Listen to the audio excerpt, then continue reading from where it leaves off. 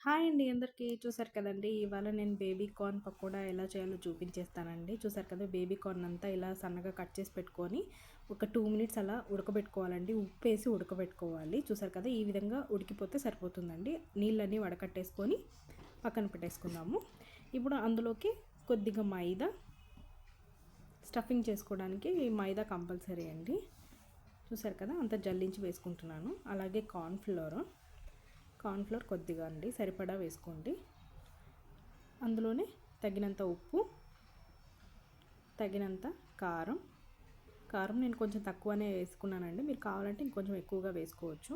అలాగే కొద్దిగా పెప్పరు, కొంచెం ధనియా పౌడర్, కొద్దిగా గరం మసాలా కూడా వేసానండి. మీరు కావాలంటే అందులో చికెన్ మసాలా కూడా యాడ్ చేసుకోవచ్చు. టేస్ట్ చాలా బాగుంటుంది. చూసారు కదండి! నాకైతే వాటర్ అస్సలు అవసరం పడలేదండి. మీకైతే ఇందులోనే వాటర్ ఉండిపోయింది కాబట్టి బేబీ కార్న్ ఉడకబెట్టేటప్పుడే అది పట్టేసుకుంది బాగా వాటరు. సో డైరెక్ట్గా అలాగే కలిపేసి, చూసారు కదా! ఆయిల్ హీట్ ఎక్కాక మీడియం ఫ్లేమ్లో పెట్టుకోండి. హై ఫ్లేమ్లో పెడితే త్వరగా మాడిపోతాయండి, లోపలంతా వేగవు. చూసారు కదా! ఈ విధంగా మీడియం ఫ్లేమ్లో పెట్టేసి గోల్డెన్ బ్రౌన్ వచ్చేంత వరకు ఇలా వేయించుకుంటే చాలా చాలా క్రిస్పీగా చాలా బాగా వచ్చాయండి. పిల్లలైతే ఈవినింగ్ స్నాక్ ఐటెంగా చాలా ఇష్టంగా తింటారు కూడా చేసి పెడితే. చూసారు కదండి! ఈ విధంగా వచ్చాయండి. చాలా చాలా సాఫ్ట్గా క్రిస్పీగా చాలా చాలా బాగున్నాయండి. టేస్ట్ అయితే చాలా బాగున్నాయి. మా పిల్లలు చాలా బాగా తిన్నారు ఇవి.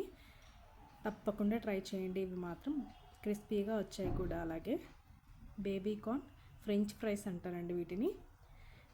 మీరు కావాలంటే దీన్ని మంచూరియా కూడా ఇలాగే చేసుకోవచ్చండి. గోబీ మంచూరియా సేమ్ ఎలా చేసుకుంటామో అలాగే అండి. ఇదైతే డ్రై రోస్ట్ లాగా చేసాను నేను. మీరు కావాలంటే మంచూరియా కూడా చేసేసుకోవచ్చండి ఈ విధంగా. చూసారు కదండి ఎంత బాగా వేగాయో. ఇంతేనండి సింపుల్గా.